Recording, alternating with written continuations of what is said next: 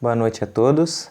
É com muita alegria que separamos mais este momento para ouvirmos a voz do Senhor por meio do seu servo, que tem a responsabilidade de transmitir fielmente aquilo que o Senhor já tem colocado em seu coração. A palavra de Deus em Hebreus capítulo 3, versos 7 e 8a diz: Assim, pois, como diz o Espírito Santo, hoje, se ouvirdes a sua voz, não endureçais os vossos corações. Se permita ouvir a voz do Senhor. Abra o seu coração a Jesus Cristo e permita a Ele ser o Senhor e Salvador de sua vida. Oremos ao Senhor. Deus e Pai, nós nos colocamos diante da Tua santa face, amado Pai, para agradecer-lhe pela salvação na pessoa de Cristo Jesus, acessível a todos, amado Pai. Muito obrigado pelo privilégio que o Senhor concede a nós, de ouvirmos ao Senhor a respeito do Teu imenso amor. E pedimos, amado Pai, neste momento, que o Senhor possa estar falando aos nossos corações por meio dessa programação, dos louvores, da mensagem, que tudo seja um conjunto para a salvação daquele que se encontra perdido, para a honra e glória ao Teu santo e precioso nome e para a edificação da vida de todos que já confessam ser Cristo o Senhor e Salvador de suas vidas. Seja conosco, por favor. Essa é a nossa oração no nome do Senhor Jesus, o nosso Salvador. Amém, Pai. Neste momento, nós vamos ouvir um louvor e logo em seguida nós vamos ouvir a mensagem do Senhor para nós nessa noite.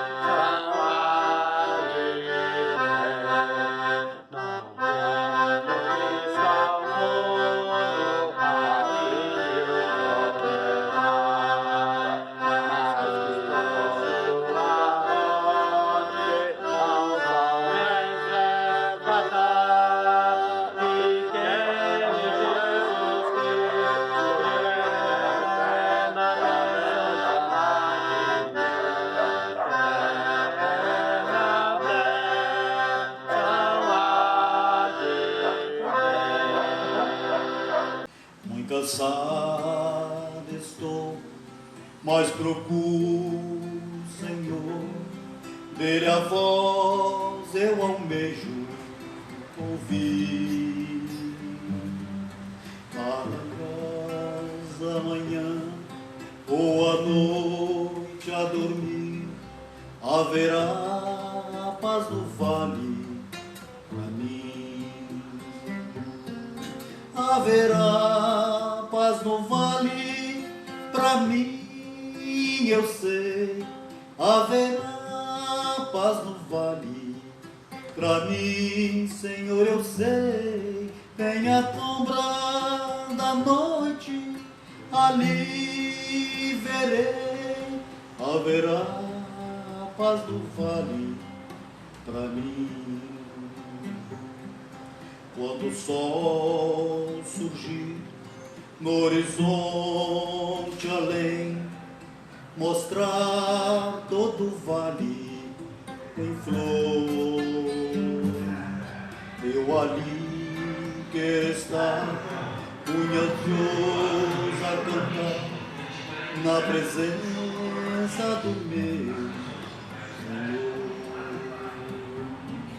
Haverá paz no vale pra mim, eu sei.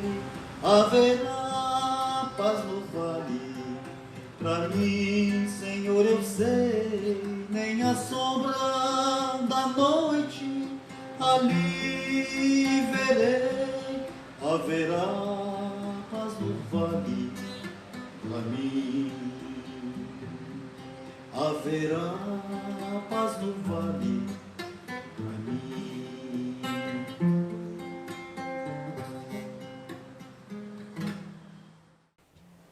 Olá, graças ao nosso Senhor Jesus, estamos mais uma vez reunidos aqui para o estudo da Sua Palavra. Gostaria de ler um versículo que se encontra na carta do apóstolo Paulo aos Efésios, capítulo 3, versículo 20 e 21. Diz assim: aquele que é capaz de fazer infinitamente mais do que tudo que pedimos ou que pensamos, de acordo com o seu poder que atua em nós. A ele seja a glória na igreja e em Cristo Jesus, por todas as gerações e para todo o sempre. Amém. Vivemos em um mundo de muitas expectativas. Talvez a mais emocionante delas é aquela que temos em relação ao nosso casamento. Primeiramente, com quem será? Depois, se seremos felizes. Logo, temos expectativas em relação aos nossos filhos. Como serão? O que serão na vida? Os filhos, por sua vez, têm as suas próprias expectativas também. Como estudarão, o que estudarão e que carreiras seguirão. E muitas outras expectativas. Podemos dizer que a vida é cheia de expectativas. Os 2 versos que lemos é a parte final de uma oração que o apóstolo Paulo faz e uma breve doxologia, ou seja, uma expressão que glorifica a Deus, exaltando o seu poder. Nós sabemos que nas Escrituras, no Antigo Testamento, existem vários atos poderosos de Deus registrados ali. Abraão, por exemplo, era um homem que, pela graça e misericórdia de Deus, teve um filho com 100 anos de idade. A sua esposa, Sara, já estava com 90 anos. Foi um milagre, foi uma grande dádiva de Deus. O povo de Israel, quando saiu do Egito, encontrou um mar vermelho e Deus o abriu, fez um tapete e o povo pôde passar. Josué, certa vez, orou e o sol e a lua se detiveram por quase um dia. Outra feita, Elias orou e o fogo caiu do céu e consumiu todo o altar. Outra ocasião, o rei Ezequias orou, foi curado e o relógio voltou 10 graus, o relógio de Acás. Então nós podemos constatar que Deus é o Deus Todo-Poderoso e que faz coisas além daquilo que pedimos ou que imaginamos. O texto de Efésios nos informa isso, que Deus é surpreendente em fazer muito mais do que imaginamos. Agora, este poder maravilhoso, de forma peculiar, foi ministrado na vida do seu amado Filho, Senhor Jesus, quando esteve presente aqui no nosso meio. São muitos episódios em que Jesus surpreende a todos com grande manifestação do seu poder. Aonde Jesus ia, as pessoas nutriam expectativas a seu respeito e a elas, todas elas, ele superava. Nessa ocasião, hoje, de acordo com as Escrituras, pensemos em algumas expectativas vividas por pessoas em relação ao Senhor Jesus. Com isso, faremos uma análise das nossas próprias expectativas. E o primeiro incidente encontramos logo no Evangelho de João, capítulo 2, num casamento. Chamamos de as bodas de Caná de Galileia. O Senhor Jesus e a sua mãe e seus discípulos foram convidados para o casamento e estavam presentes naquela festa. Pensemos o que era esperado dele pelos noivos. Esperava-se que eles simplesmente fossem àquele casamento, porque os noivos, com certeza, os holofotes estavam voltados para eles. E Jesus, com certeza, seria um convidado comum, como todos os outros. Mas o que Jesus fez?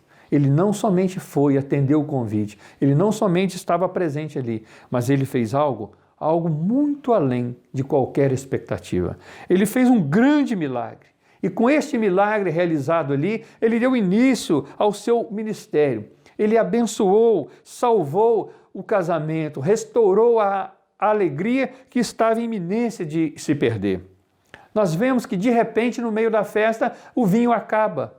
Um dos elementos principais ali era a bebida que eles tinham, fazia parte de toda a alimentação. E se o vinho terminasse daquela forma, o casamento iria começar muito mal. Como iria terminar se já começasse tão mal? Mas Jesus estava presente ali. Diz o trecho que ali por perto havia 6 talhas de pedra, usadas para as purificações cerimoniais. Cada pote daquele cabia cerca de 80 a 120 litros de água. E o que o Senhor Jesus fez?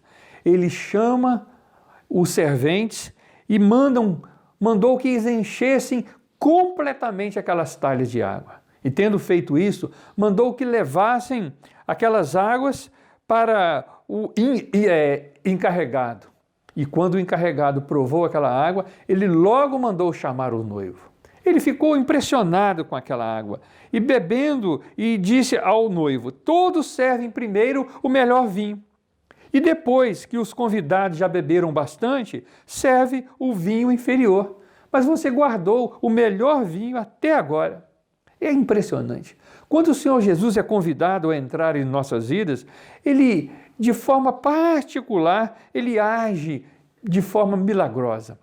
Estando conosco, sendo convidado para fazer parte da nossa vida, nos momentos em que acabar qualquer alegria, no momento que os problemas chegarem, que as dificuldades vierem, ele é capaz, ou ele será capaz de transformar essa situação, transformar a água em vinho, algo muito melhor, muito mais eficaz. Então, mesmo nos problemas, mesmo nas adversidades, o Senhor Jesus é capaz de transformá-las em bênçãos para nós. Mas é necessário que ele esteja presente, que ele seja convidado. E se assim o for, pode ter certeza de uma coisa: ele vai fazer na nossa vida muito mais, além daquilo que pedimos ou imaginamos. Em outra ocasião, o Senhor Jesus estava junto ao poço de água em Sicar. O texto de João capítulo 4 diz que, debaixo de um sol escaldante, ao meio-dia, o Senhor Jesus chega cansado, faminto e sedento. E senta-se ao lado daquele poço. Ficando ele ali sozinho, aparece uma mulher samaritana e eles começam a conversar. O Senhor Jesus pede água àquela mulher e ela acha estranho isso, porque os judeus não conversavam com os samaritanos. Era uma questão religiosa, era um preconceito racial. E, além de tudo, ela ainda era mulher, marginalizada naquela época pelos homens. De repente, na conversa, o Senhor Jesus diz a ela que se ela soubesse quem ele era, ela lhe pediria água e ele daria a ela uma água a jorrar para a vida eterna. Ela se interessa por aquela água.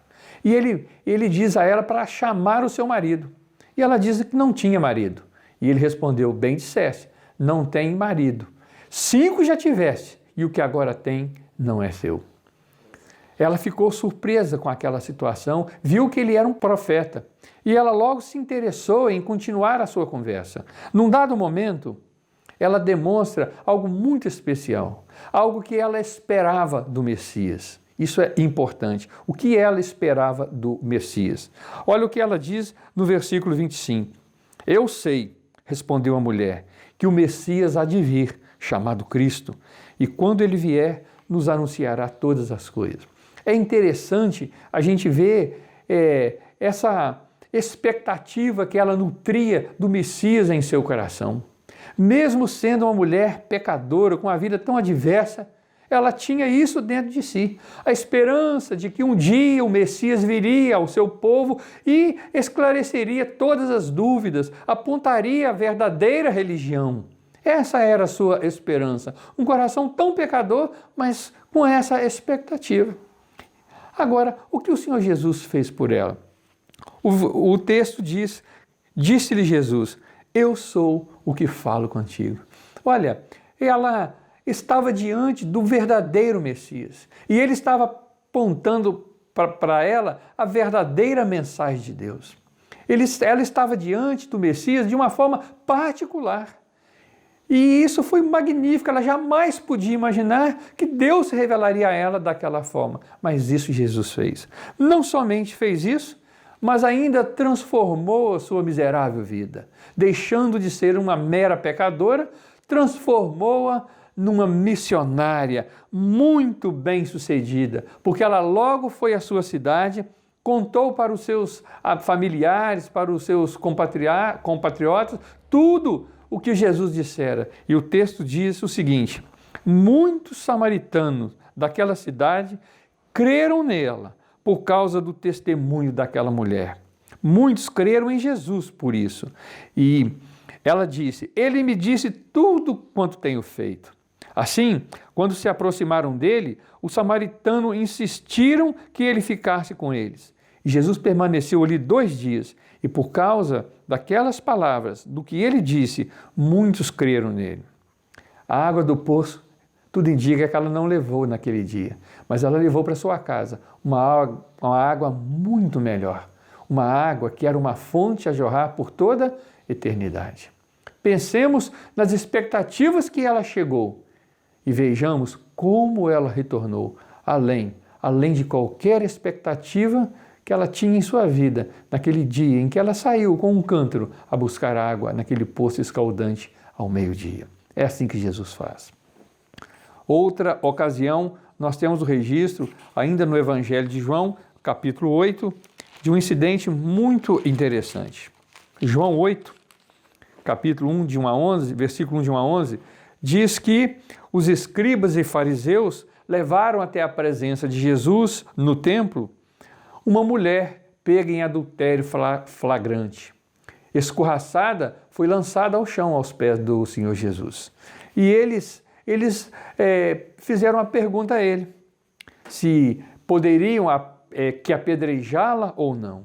Mas o que aqueles religiosos poderiam esperar de Jesus? O que aquela mulher esperava de Jesus? Aqueles religiosos, eles esperavam que Jesus caísse numa cilada. Porque se ele consentisse no apedrejamento, o acusariam, se ele não consentisse no apedrejamento, eles o acusariam de violar a lei de Moisés, pois ela decretava a pena de morte. E se ele consentisse em aplicar a pena de apedrejamento, eles os acusariam diante das leis romanas, pois por fazer parte do império, só eles poderiam decretar tal pena. Mas o Senhor Jesus, ele não fez nada disso. Ele não caiu naquela cilada. E aquela mulher? O que ela poderia esperar dele, da parte dela? Ela, pega naquela situação, já sabia quem era Jesus. A fama dele já havia corrido há muito.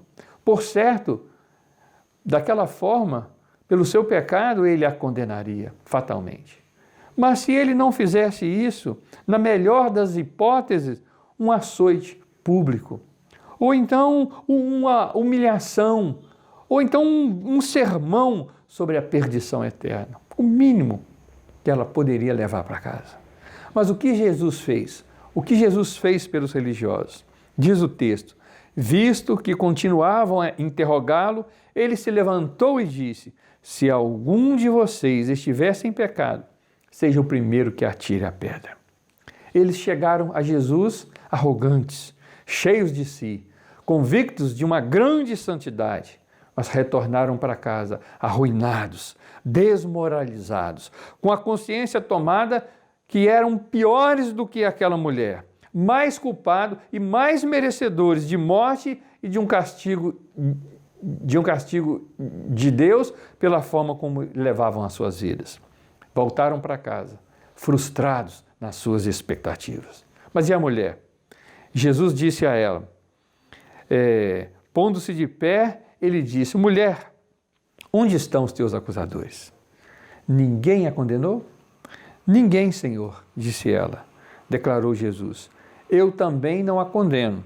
Agora vá e abandone a sua vida de pecado. Ele concede compaixão e perdão àquela mulher. Por isso, ele não foi julgado. Ninguém será julgado por essas coisas. Ele dá a ela uma chance de uma nova vida, longe dos pecados que poderiam levá-la de novo àquela situação.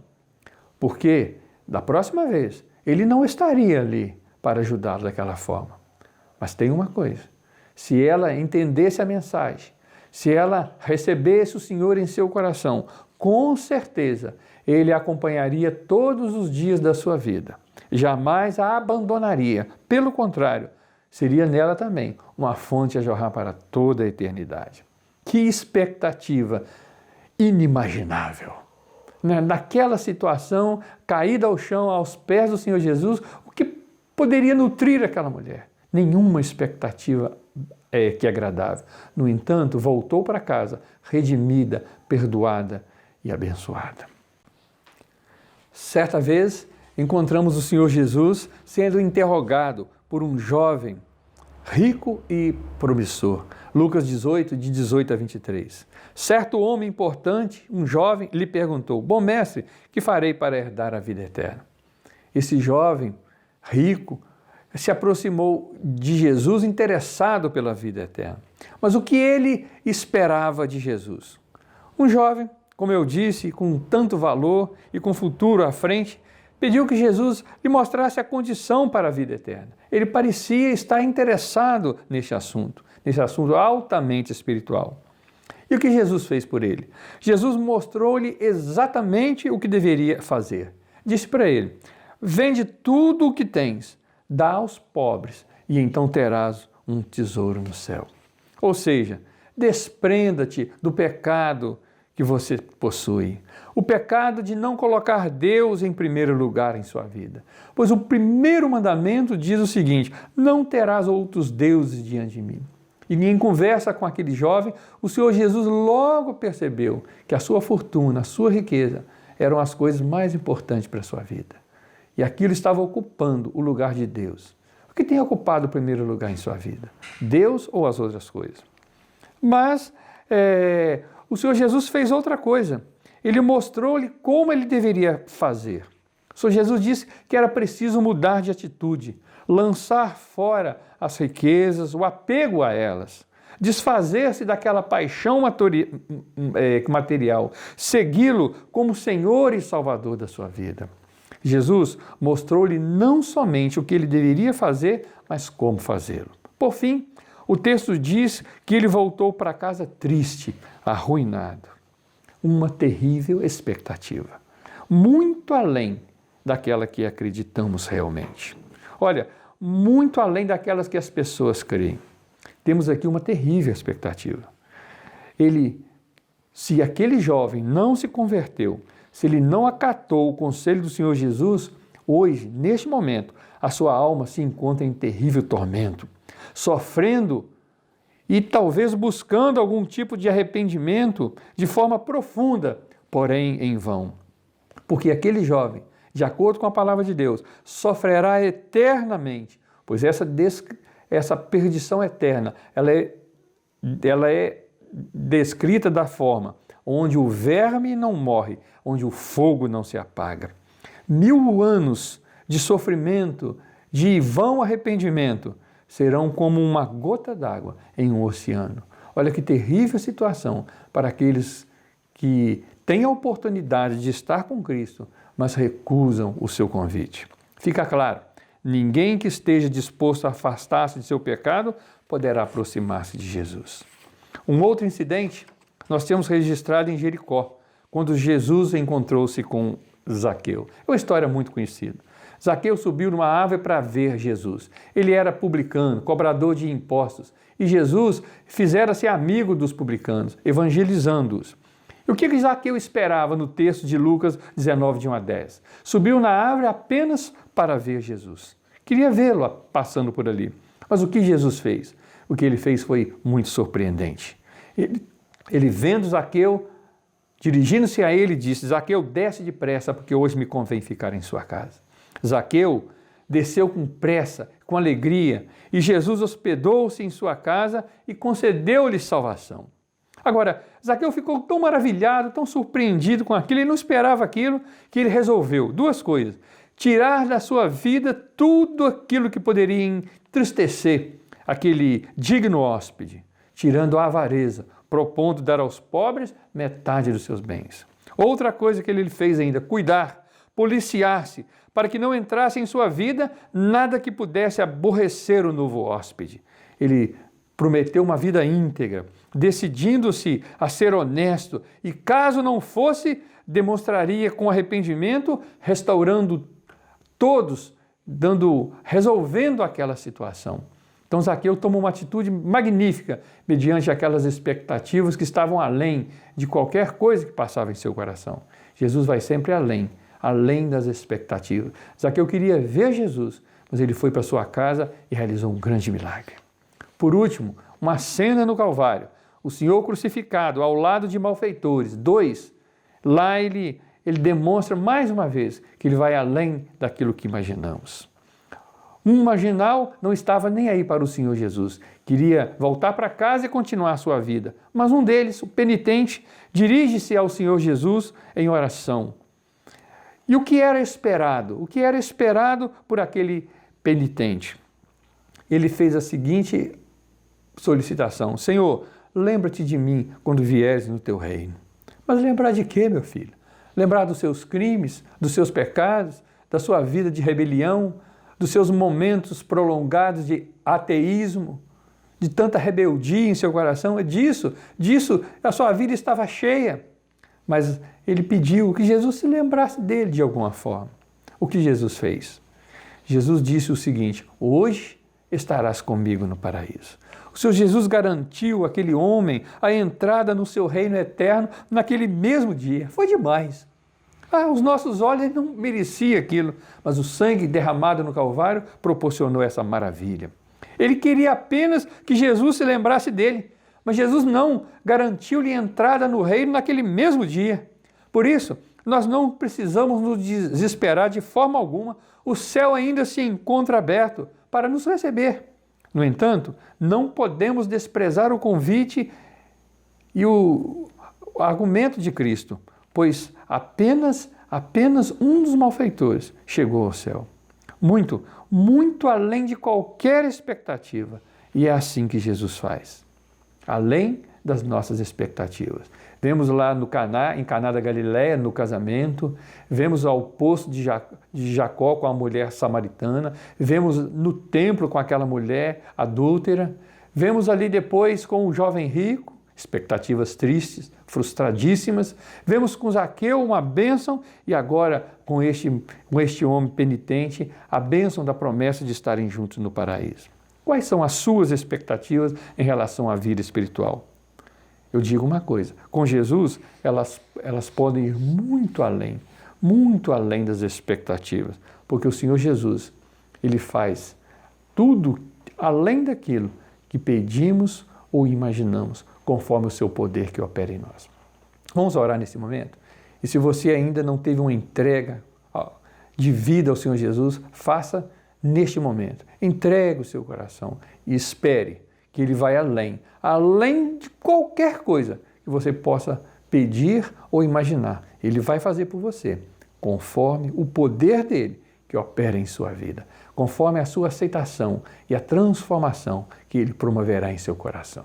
Vamos orar. Nosso Deus e Pai de amor, obrigado por termos um Senhor como nosso Deus tão poderoso, que faz sempre além daquilo que pedimos ou imaginamos. E nesta ocasião, pedimos que o Senhor continue agindo dessa forma. Com certeza, alguns corações precisam ser transformados pelo poder da Tua palavra. E que isso possa ocorrer para a alegria nossa, para a alegria dos céus, para a expansão do Teu reino sobre a face da terra. Obrigado, Senhor Deus, por agir sempre assim em nosso favor. Em nome de nosso eterno e amado Salvador, o Senhor Jesus, te agradecemos. Amém. Que Deus continue a falar conosco e que a sua santa palavra possa produzir frutos em nossas vidas, de forma tal que o nome do Senhor possa ser evidenciado e louvado através das nossas vidas. Que Deus nos abençoe. Amém.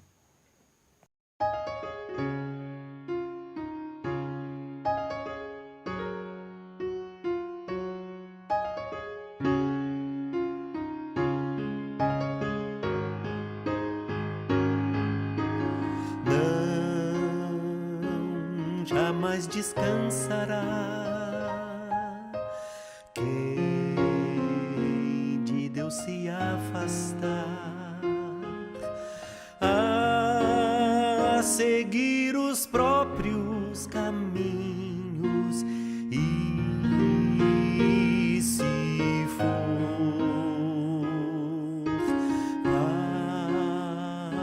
somente irá achar quando decidir voltar no reencontro com seu Deus.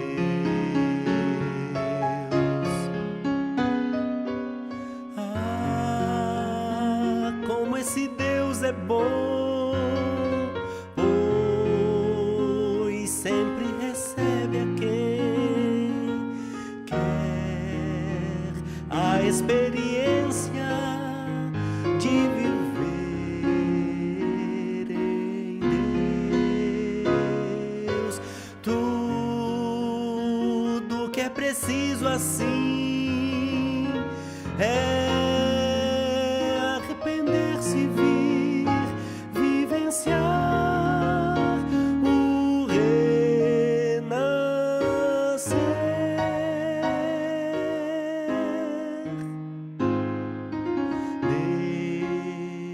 desse reencontro aqui. Poderemos sim fruir todo bem do amor de Deus.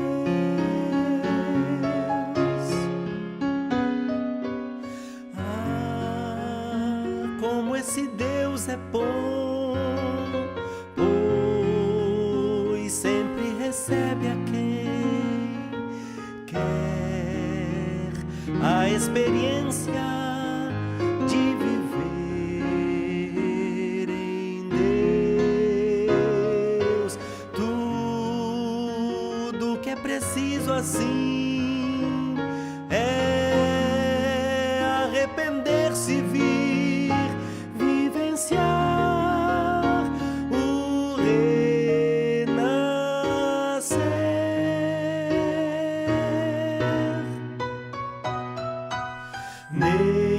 Nesse reencontro aqui